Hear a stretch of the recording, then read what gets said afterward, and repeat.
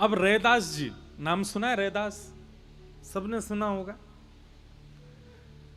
रैदास जी जो हैं ये धार्मिक थे कि परम धार्मिक थे? बताओ। परम धार्मिक। मीराबाई धार्मिक हैं कि परम धार्मिक हैं? परम धार्मिक। और हम धार्मिक हैं कि परम धार्मिक? हम धार्मिक हैं, हम परम धार्मिक नहीं हैं। अब रैदास जी, उनका काम क्या था? चामड़ा मधावना, चमड़े का कार्य करते थे रैदास जी। बहुत ध्यानपूर्वक सुनना।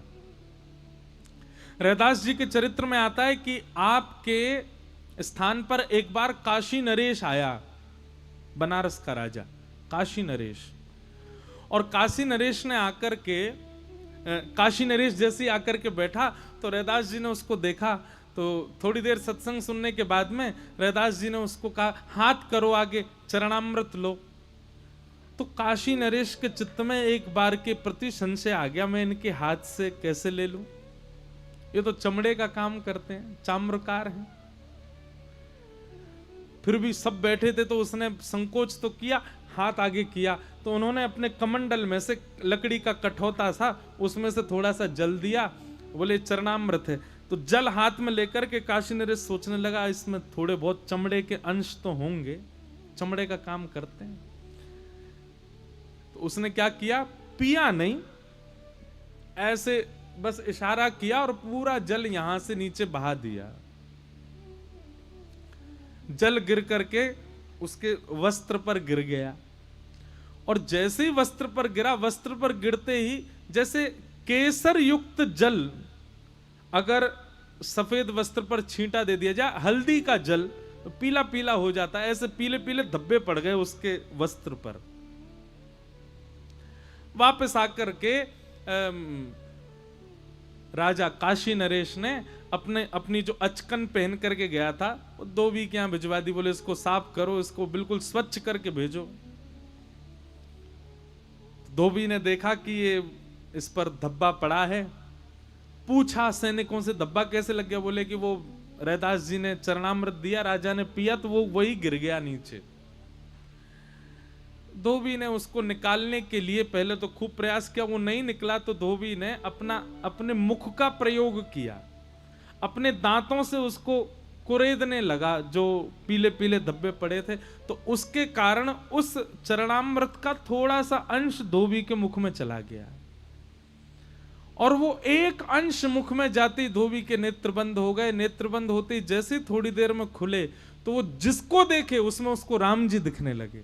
वो जिसका दर्शन करे उसमें साक्षात प्रभु श्री राम के दर्शन होने लगे।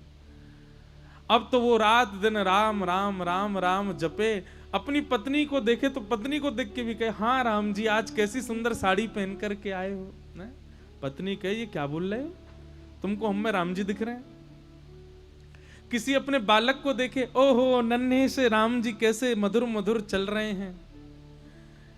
किसी मोटे ताजे व्यक्ति को देखे तो उसको देख के कहे, राम जी ने खूब सारा भोजन कर लिया, कैसे धाम धुल्ला से घूम रहे हैं। किसी सांवले से व्यक्ति को देखे, ओहो राम जी कैसे सांवले, धूप में तप गए बेचारे। किसी गोरे को देखे, ओहो गोरे गोरे राम दिखे। सब में राम दिखने लगे। घर के लोगों ने कहा, भैया ये क्या हो गया है हमारे परिवार के सदस्य को? बोले जब से राजा की अचकन धोई है तब से ये राम ही राम कर रहे हैं। धोबिन गई राजा के दरबार में, बोले महाराज मेरे पति को बचाइए। बोले क्या हो गया? बोले आपकी अचकन आई थी धुलने के लिए, उसमें कुछ धब्बे लगे थे, रैदास जी के यहाँ आपने चरणामृत पिया था उसके वो धब्बे थे।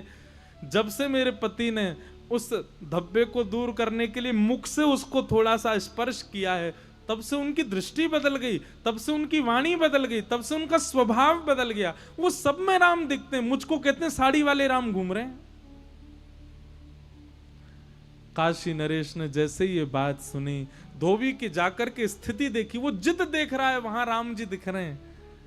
काशी नरेश समझ गए, बोले मैंने रैदास जी के द्वारा दिए गए उस चरणामृत का अपमान किया और इस धोबी ने एक अंश मुख में धारण कर लिया, इसकी दृष्टि बदल गई। काशी नरेश फिर से गए रैदास जी के पास और रैदास जी के पास जाकर के और फिर से उन्होंने अपने, अब पिछली बार तो रैदास जी ने दिया था, अब की बार राजा बोला महाराज थोड़ा चरणामृत दे दो। तो रैदास जी बोले भगवान आप काशी नरेश हैं, मैं एक चाम्रकार व्यक्ति हूं, मेरे यहाँ की वस्तु आपके योग्य नहीं है, मेरे यहाँ की वस्तु आपके सेवन के योग्य नहीं है, क्षमा करें मैं आज तो नहीं दे पाऊंगा। राजा के नेत्र सजल हो गए, क्षमा मांगने लगे, बोले भगवान मैं आपके रूप को जान नहीं पाया, मैं आपके भाव को समझ नहीं पाया, मैं आपकी स्थिति नहीं पहचान पाया, उसके लिए मुझे क्षमा करें।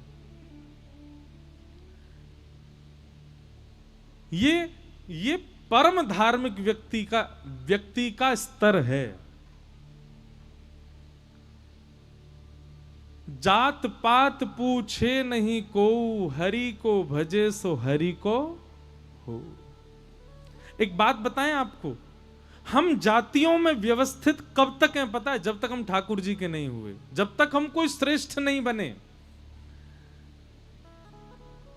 जैसे ही हम ठाकुर जी के हो जाते हैं, भक्ति के प्रवर्तक हो जाते हैं, भक्ति में श्रेष्ठ हो जाते हैं, फिर कोई नहीं पूछता कि आप ब्राह्मण हो, आप क्षत्रिय, आप वैश्य हो, आप शूद्र हो, कौन हो, आप जो भी हो आप श्रेष्ठ हो। इसलिए एक प्रकार से ये जाति भी ना, ये भी केवल हमारे लिए एक चैलेंज है। अगर तुम में सामर्थ्य हो, अपने भजन बल से अपनी जाति से ऊपर निकल के दिखाओ।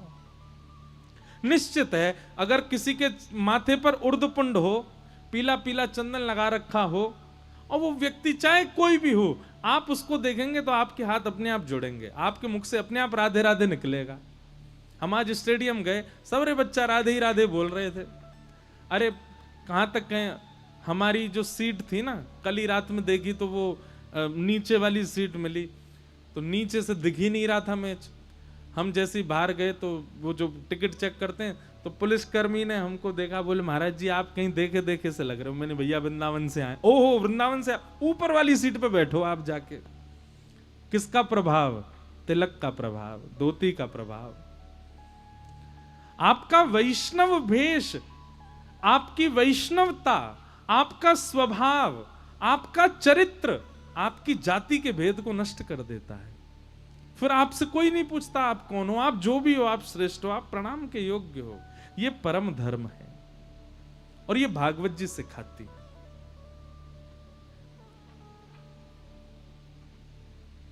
इसलिए भैया वैष्णव भक्त बन जाओ और अपनी जाति की बेड़ियों को तोड़ करके ऊपर निकल पड़ो, परम भागवत हो जाओ, परम वैष्णव हो जाओ।